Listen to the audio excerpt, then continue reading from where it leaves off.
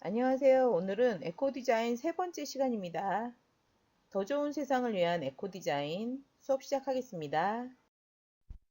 에코디자인이라는 건 뭐라고 했어요?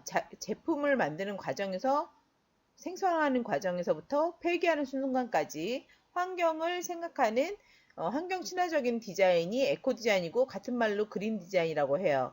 그래서 이런 에코디자인은 제품 제작 시 유해 물질을 사용하지 않고 오랫동안 사용이 가능하도록 계획하고 사용이 끝난 다음에는 분해, 재사용, 폐기가 쉽도록 설계해야 된다고 해요. 생성될 때 폐수가 나와서 물을 오염시킨다든지 유해 유독가스가 나와서 공기를 오염시키지 않도록 고려해야 되고 또 제작된 제품에 유해 물질이 있어서 건강에 문제가 생기지 않도록 그래서 중국의 사례를 이야기하면 옛날에 중국에서 만든 어린이 장난감이나 그림책에서 유해 납성분이 나와서 어린이들 건강을 해치는 것 때문에 뉴스로 나온 적이 있다. 유해 물질이 없도록 제작하는 게 중요하고 또 사용한 후에 버리기 전에 다시 한번 사용하는 거에 대한 고려를 한다거나 버려진 다음에도 그걸 다시 재사용할 수 있고 땅이 오염되거나 아니면 그게 썩지 않아서 문제가 되지 않도록 친환경적인 재료를 사용하는 것이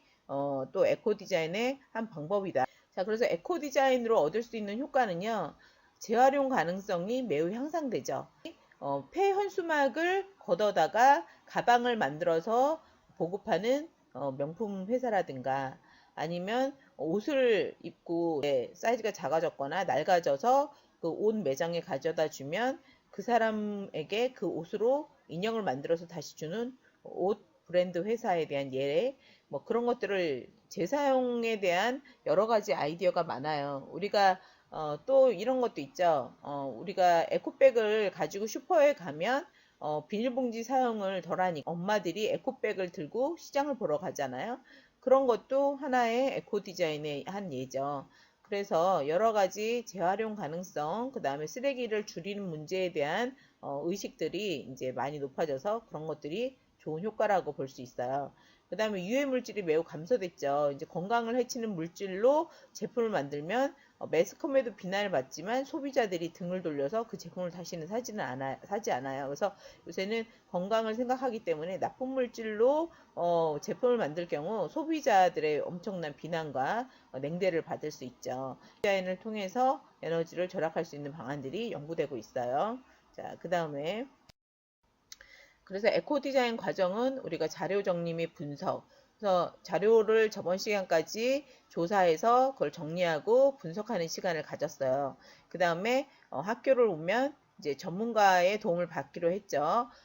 과학이라든가 사회라든가 수학이라든가 기술이라든가 가정이라든가 환경실이 뭐 여러 가지 전문가들이 학교 선생님들로 상주하고 계시고 도서관에 가면 관련 도서가 있고 인터넷 서핑을 하면 전문가들이 올려놓은 다양한 지식들 참고할 수 있고 그 다음에 그런 걸 통해서 여러분이 이제 디자인을 계획할 수 있죠. 그래서 브레인스토밍 기법으로 만약에 조별 작업을 하면 여러 사람들이 모여서 아이디어를 막 발상해내서 서로 비판하지 않고 그 의견들을 다 받아들인 다음에 그 의견들에서 좋은 것들을 수렴한다거나 아니면 지금 코로나 상황 같은 경우는 개개인별로 마인드맵을 이용해서 키워드 되는 단어를 중심으로 다양한 자유 발상, 자기 머릿속에서 브레인, 뇌에서 폭풍, 스토밍, 폭풍이 일어나는 자유 발상을 막 해서 연관되는 키워드를 중심으로 다양한 단어를 쓰다 보면 거기서 내 생각이 정리되고 그걸 통해서 아이디어를 완전히 구축할 수 있겠죠. 그래서 그거를 아이디어 스케치를 통해서 표현을 시각적으로 표현하고 렌더링을 통해서 그걸 완성을 시키고 모델링을 통해서 입체 형태를 확인하고 그 다음에 다시 전문가의 조언을 통해서 자신의 아이디어를 다시 한번 확인하고 수정을 하고 그 다음에 그걸 프레젠테이션 발표하는 과정을 거친다고 했어요. 그래서 저번 시간에는 자료 정리 및 분석을 했고 이제는 전문가 도움을 받아서 내용을 다시 한번 정리하고 디자인을 계획한 다음에 아이디어 스케치하는 단계가 이번 시간이겠어요. 그렇지만 렌더링과 모델링에 대한 이야기도 프레젠테이션에 대한 이야기도 같이 할 거예요. 자, 그럼 아이디어 스케치 및 렌더링에 대해서 얘기할게요. 아이디어 스케치는요, 디자인 및 기타 조형 예술의 어떤 창작, 생각하는 과정에서 어떤 아이디어를 얻으면, 생각이 떠오르면 그거를 간단하게 표현해서 잊어버리지 않도록 스케치하는 게 아이디어 스케치예요. 그래서 시각적으로 기록을 남겨놔야 그게 잊어버려지지 않겠죠. 너무 아이디어가 좋은데 그거를 그래, 이거 다음에 해야지 하고 기록해 놓지 않으면 잊어버리기 때문에 간단한 메모 형식으로 자기만 알아볼 수 있게 간단하게 표현을 하는 게 아이디어 스케치예요. 그 단계에서 이제 여러 가지 아이디어가 막 나오겠죠. 그럼 뭐 3개에서 뭐 많게는 10개까지 아이디어를 내는 사람들도 있겠죠. 더 많이 내면 좋겠죠. 근데 이런 아이디어를 내서 그거를 렌더링, 완성 예상 들어가는데 완성됐을 때의 어떤 형태, 크기, 질감이나 아니면 여러 가지 스타일, 이런 것들을 정확하게 표현하는 것이 렌더링이에요. 그래서 누구나 이걸 보면 앞면, 옆면, 뒷면의 모습을 예상할 수 있고 그 제품의 재질이라든가 크기라든가 형태라든가 색깔이라든가 이런 거를 정확하게 표현함으로써 완성됐을 때 형태를 예상해서 물건을 볼 수 있는 거죠. 이게 렌더링이고요.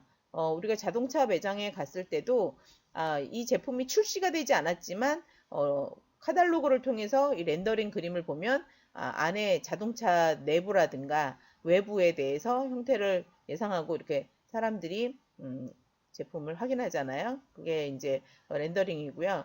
모델링은 완전히 이제 모형으로 만드는 거예요. 그래서 렌더링보다도 더 구체적으로 입체적으로 제시하는 건데 제3자가 이 입체적인 형태를 통해서 더 확실하게 이해를 하는 거죠.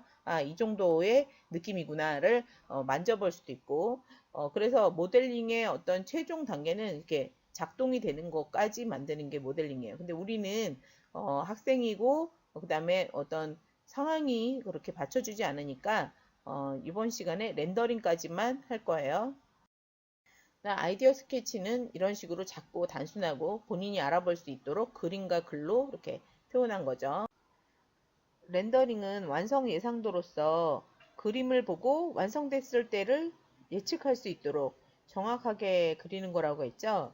그래서 이 예시작품을 보면 신발을 사면 신발에 있는 그 종이 박스에 전개도가 표시되어 있어서 그 전개도대로 자르거나 접으면 신발장에 신발을 수납할 수 있는 로 재사용하고 그 다음에 오려서 신발 주걱으로도 활용할 수 있는 것에 대해서 완성됐을 때의 예상도를 그린 거고요. 위에 거는 핸드폰을 케이스를 꺼내면 케이스 그냥 버려지잖아요. 그거를 한 번 더 사용하고 버릴 수 있는 아이디어에 대한 완성 예상도예요. 그림만 봐도 어떤 식으로 접어서 다시 재사용할 수 있는지 알 수 있게 표현되어 있죠. 했을 때 형태를 알 수 있도록 구체적으로 그리는 거예요. 이거는 버려진 패딩에서 솜을 빼서 다시 베개로 만드는 아이디어죠. 이것도 한 번 더 재사용해서 버릴 수 있는 거에 대한 아이디어인데 렌더링, 완성 예상도를 이런 식으로 표현했는데 충분히 이해가 가죠. 그 다음에 버려지는 신발을 앞뒤 사이즈 안 맞아졌을 때 앞뒤를 잘라가지고 이렇게 슬리퍼로 다시 한번 재사용할 수 있는 렌더링을 표현했는데 봐도 이해가 가죠. 이런 식으로 해주는 거예요.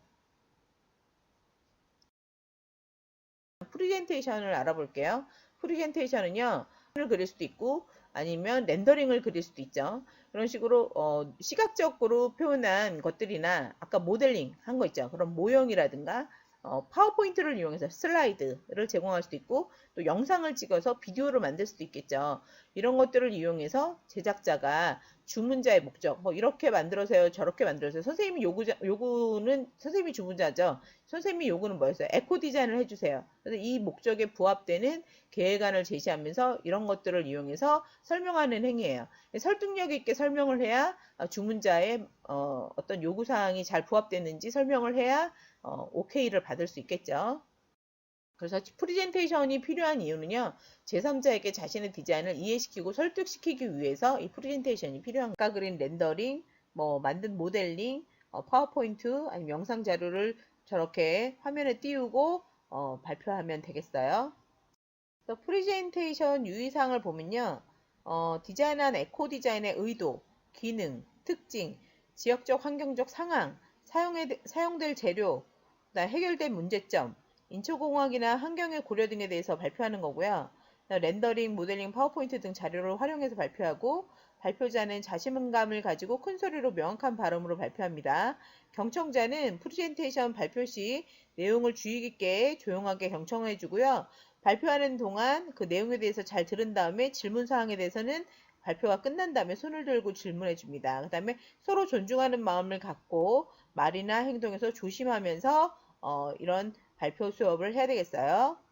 끝난 다음에는요, 작품 활동 평가 보고서를 작성할 거예요. 그래서 친구들의 발표를 듣고 거기에 대한 평가를 이런 식으로 해주면 될 거예요. 환경 문제가 고려됐는지, 문제점은 해결됐는지, 폐품은 활용됐는지, 전문가의 지식은 활용했는지를 듣고 상중하로 이렇게 표시를 하고 거기에 대한 총평을 자기가 써주면 될 거예요. 이게 모둠으로 할 경우는 이렇게 모둠으로 써주시면 되고요. 모둠이 아니라 개인일 경우에는 개인 이름을 써주면 돼요. 형성평가 질문할게요. 질문은 1, 2, 3 세 가지예요. 자, 다음 중 에코디자인에 해당하지 않는 것은? 자, 어떤 게 에코디자인에 해당하지 않은지 볼게요. 종이로 된 생수병, 헌옷을 이용해서 만든 곰 인형, 버려진 종이 판자로 만든 소파, 다양한 기능이 있는 인체공학을 고려한 마우스, 폐깡통과 왁스 종이 소똥으로 만든 깡통 라디오. 어떤 게 에코 디자인이 아닌가요? 네, 맞아요. 다양한 기능이 있는 인체공학을 고려한 마우스는 그냥 제품 디자인이죠. 환경을 고려한 게 아니라 그냥 인체의 편의성을 고려한 제품 디자인입니다. 에코 디자인에 대한 설명으로 틀린 것은 오랫동안 사용이 가능하도록 계획한다. 환경을 생각하는 환경 친화적인 디자인이다. 제품 제작 시 유해물질을 사용하지 않는다. 폐품을 사용함으로 정크아트라고 불리운다. 사용이 끝난 것에 대해서는 분해, 재사용, 폐기가 쉽도록 설계한다. 어떤 게 틀린 거죠? 네, 정크아트가 아니죠.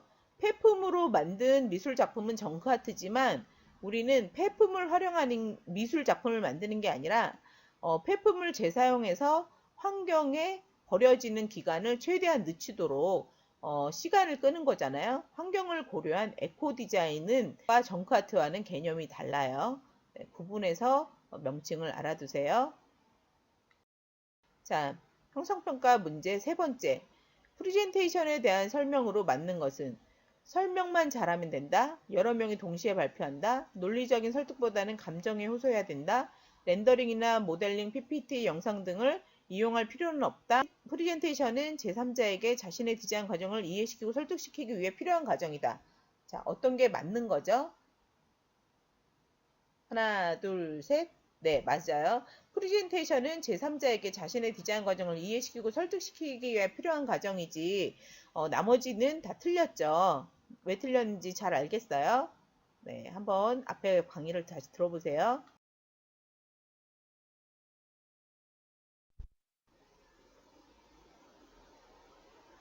자, 이번 시간에는 아이디어 스케치를 하는 건데, 만약에 아이디어 스케치를 다 못한 사람은 다음 시간까지 해오고요. 아이디어 스케치를 다 한 사람은 다음 주에 렌더링 할 준비해